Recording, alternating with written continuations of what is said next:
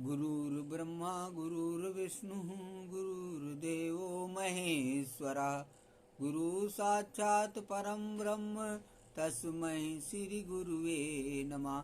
अखंड मंडाकारं व्याप्तमेन चराचरं तत्पदं दर्शितमेन तस्मै श्री गुरुवे नमः। वर्णानां संज्ञानां रसानां छन्दसां मंगलानां च कर्तारो वन्दे वाणी विनायको। गाइए गणपत जगवंदन शंकर सुवन भवानी नंदन सिद्ध सदन गजवदन विनायक कृपा सिंधु सुंदर सबलायक मोदक प्रियमुद मंगल दाता विद्यावारिद विधाता मांगत तुलसीदास कर जोरे वसई राम सिया मानस मोरे। या कुंदेन्दु तुषार हार धवला या शुभ्रवस्ता विताया वीणावर दंड मंडित कराया श्वेत पद्मासनाया ब्रह्माच्युत शंकरा प्रवृत्तिर्विदेव सदा वंदिता। सा मां पास सरस्वती भगवती निशेष जाड्यापहा। ओम तत्सवितुर्वरेण्यं भर्गो देवस्य धीमहि धियो यो न प्रचोदयात्। ओम त्र्यंबकं यजामहे सुगन्धिं पुष्टिवर्धनम् उर्वारुकमिव बन्धनान् मृत्योर्मुक्षीयमामृतात्। ओम जाद्वेषे सुनाम सोमराति यतो नित्यहैर्वेदा सा न परितः दुर्गाणि विश्वा नात्र सिन्धुं दुर्तात्यग्निः। ओम बोलो सताक्षरी गायत्री मैया की जय। आइए बाबा भोलेनाथ का ध्यान महामृत्युंजय मंत्र के द्वारा करते हैं। ओम ह्रम जुम साओम भूर्वा स्वाओम त्र्यंबकम यजामहे सुगन्धिं पुष्टिवर्धनम् उर्वारुकमिव बन्धनान् मृत्योर्मुक्षीयमामृतात्। ओम स्वाहा ओम भुवा ओम भूः ओम सः जूं ह्रौं ओम। बोलो महामृत्युंजय भगवान की जय। ओम राम रामेति रामेति रमे रामे मनोरमे सहस्रनाम तातुल्यम राम नाम वरानने। ओम सर्वमंगल मांगल्ये शिवे सर्वार्थ साधिके शरण्ये त्र्यंबके गौरी नारायणी नमोस्तुते। ओम जयंती मंगला काली भद्रकाली कपालिनी दुर्गा क्षमा शिवा धात्री स्वाहा सुधा नमोस्तुते। वसुदेव सुतं देवं कंसचारूणमर्दनं देवकी परमानंदं कृष्णं वंदे जगद्गुरुं। हे राधे वृष्मानुभूतने गंधर्विके राधिके हे कृष्णानन पंकज भ्रमरिके कृष्ण प्रिय माधवी। हे वृंदावन नागरी गुणनिधे दामोदर प्रेयसी। हे श्री ललितादिके प्रिय सखी प्राणादिके पाहि मां शरणागतं पाहि मां शरणागतं पाहि मां शरणागतं। सर्वप्रथम प्रातः स्मरणीय परम पूजनीय परम गुरुदेव ब्रह्मलीन परमहंस अत्रि मुनि महाराज जी के चरणों में कोटि कोटि नमन है। उपरांत आत्मनाय अनंत विभूषित ब्रह्मलीन सनातन धर्म सम्राट स्वामी करपात्री जी महाराज जी के चरणों में कोटि कोटि नमन है। आत्मनाय अनंत विभूषित ब्रह्मलीन जगतगुरु शंकराचार्य स्वामी माधवानंद सरस्वती महाराज जी के चरणों में कोटि कोटि नमन है। ब्रह्म सत्यम जगत मिथ्या नामक महामंत्र देने वाले सनातन धर्म को अस्थायित्व प्रदान करने वाले भगवान आदि शंकराचार्य जी के चरणों में कोटि कोटि नमन है। सनातन धर्म की जय। हर हर महादेव हर हर महादेव। अलख निरंजन अलख निरंजन। हरि ओम तत्सत हरि ओम तत्सत हरि ओम तत्सत।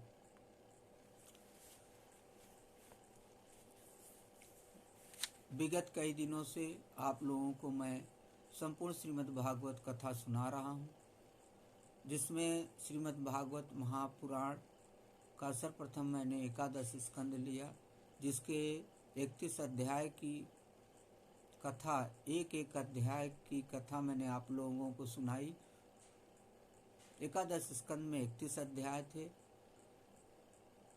उसी क्रम को मैंने आगे बढ़ाया। 12 स्कंद जो ब्रह्म प्राप्ति का स्कंद है, उसके 13 अध्यायों की कथा मैंने आप लोगों को सुनाई। उसके उपरांत 12 स्कंद के उपरांत भी श्रीमद् भागवत महात्म आता है। तो महात्म में मैं आपको चतुर्थ अध्याय की कथा सुना रहा हूँ। मैंने कल की कथा में श्रीमद् भागवत का स्वरूप कैसे होना चाहिए, क्या स्वरूप होता है श्रीमद् भागवत का, और श्रोता और वक्ता के क्या गुण होने चाहिए, वो भी मैंने आप लोगों को कल की कथा में बताया। उसी क्रम को आगे बढ़ाते हुए आज की कथा मैं आरंभ करूंगा। सूत जी कह रहे हैं कि शौनकादि ऋषियों से कि जो वक्ता के सामने उन्हें विधिवत प्रणाम करके बैठे और अन्य सांसारी बातों को छोड़कर केवल श्री भगवान की लीला कथाओं के ही सुनने की इच्छा रखे, समझने में अत्यंत कुशल हो, नम्र हो, हाथ जोड़े रहे, शिष्य भाव से उपदेश ग्रहण करे और भीतर श्रद्धा तथा विश्वास रखे, इसके सिवा जो कुछ सुने उसका बराबर चिंतन करता रहे, जो बात समझ में न आए पूछे और पवित्र भाव से रहे तथा श्री कृष्ण के भक्तों पर सदा ही प्रेम रखता हो। ऐसे ही श्रोता को वक्ता लोग उत्तम श्रोता कहते हैं। अब वक्ता के लक्षण बतलाते हैं। जिसका मन सदा भगवान में लगा रहे, जिसे किसी भी वस्तु की अपेक्षा न हो, जो सबका सुहृद और दीनों पर दया करने वाला हो तथा अनेकों युक्तियों से तत्व का बोध करा देने में चतुर हो, उसी वक्ता का मुनि लोग भी सम्मान करते हैं। अत भारत भूस्थाने श्री भागवत सेवने विधिम शृणुत भो विप्रा एन स्यात् सुख संतितः। विप्रगण, अब मैं भारतवर्ष की भूमि पर श्रीमद् भागवत कथा का सेवन करने के लिए जो आवश्यक विधि है उसे बतलाता हूँ, आप सुने। इस विधि के पालन से श्रोता की सुख परंपरा का विस्तार होता है। श्रीमद् भागवत का सेवन 4 प्रकार का है: सात्विक, राजस, तामस और निर्गुण, जिसमें यज्ञ की भांति तैयारी की गई हो, बहुत सी पूजा सामग्रियों के कारण जो अत्यंत शोभा संपन्न दिखाई दे रहा हो और बड़े ही परिश्रम से बहुत उतावली के साथ 7 दिनों में ही जिसकी समाप्ति की जाए, वह प्रसन्नता पूर्वक किया हुआ श्रीमद् भागवत सेवन राजस है।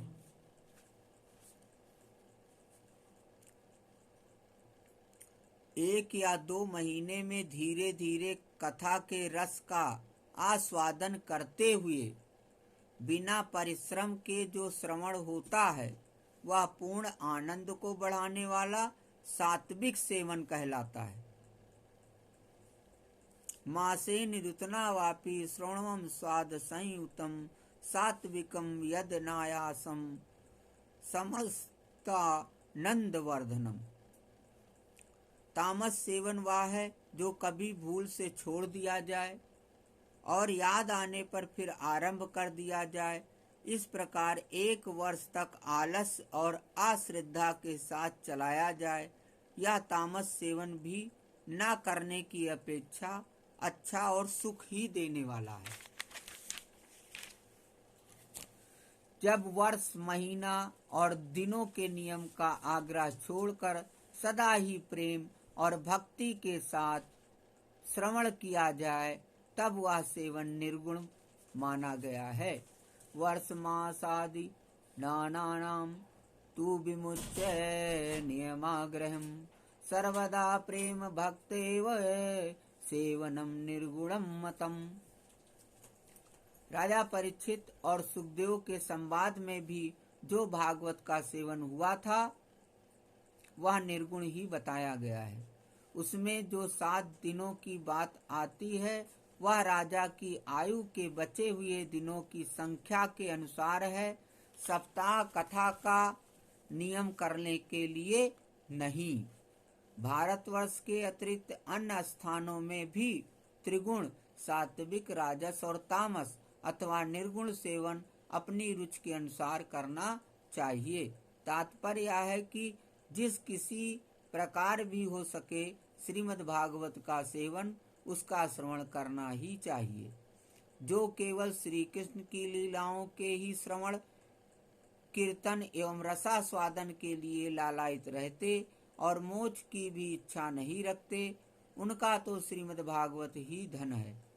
तथा जो संसार के दुखों से घबराकर अपनी मुक्ति चाहते हैं, उनके लिए भी यही इस भवरोग की औषधि है। अतः इस कलिकाल में इसका प्रयत्न पूर्वक सेवन करना चाहिए।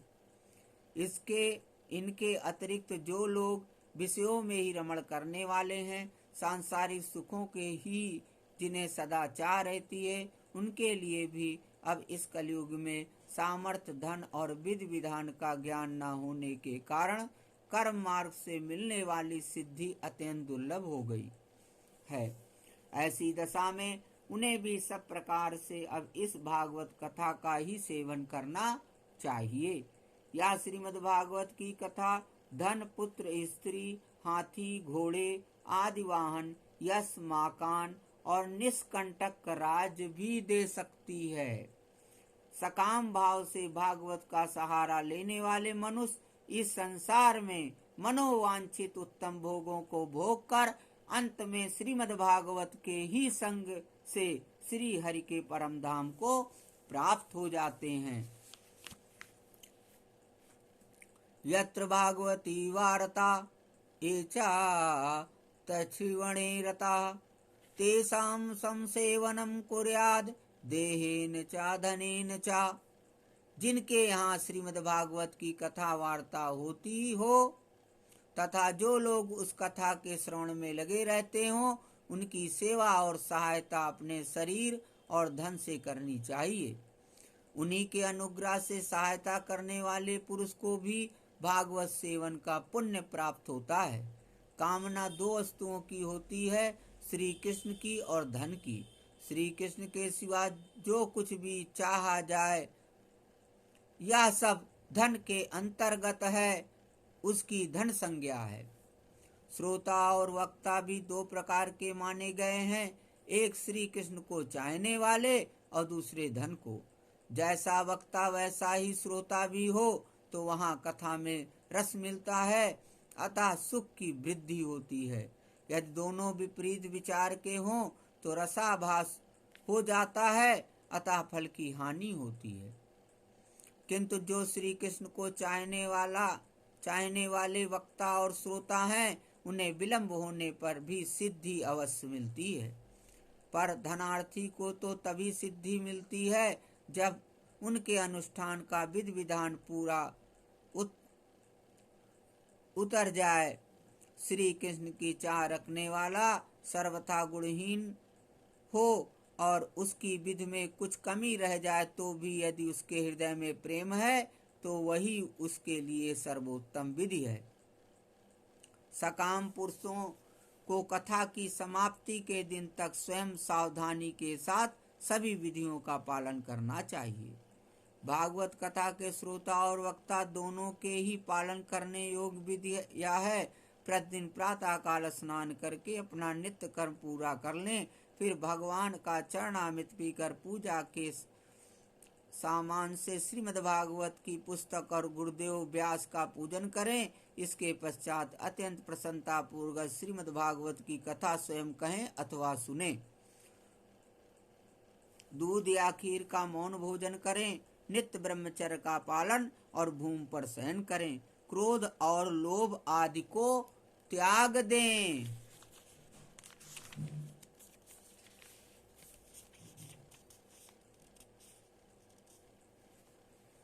कथान्ते कीर्तनं नित्यं समाप्तो जागरं चरेत्। ब्राह्मणान् भोजयित्वा तु दक्षिणाभि प्रतोषेत्। प्रतिदिन कथा के अंत में कीर्तन करें और कथा समाप्ति के दिन रात्रि में जागरण करें। समाप्ति होने पर ब्राह्मणों को भोजन कराकर उन्हें दक्षिणा से संतुष्ट करें। कथावाचक गुरु को वस्त्राभूषण आदि देकर गौ भी अर्पण करें। इस प्रकार विधि विधान पूर्ण करने पे मनुष्य को स्त्री, घर, पुत्र, राज और धन आदि जो जो उसे अभीष्ट होता है वह सब मनोवांछित फल प्राप्त होता है। परंतु सकाम भाव बहुत बड़ी विडम्बना है, वह श्रीमद् भागवत की कथा में शोभा नहीं देता। श्री सुखदेव जी के मुख से कहा हुआ यह श्रीमद् भागवत शास्त्र तो कलयुग में साक्षात श्री कृष्ण की प्राप्ति कराने वाला और नित्य प्रेमानंद रूप फल प्रदान करने वाला है।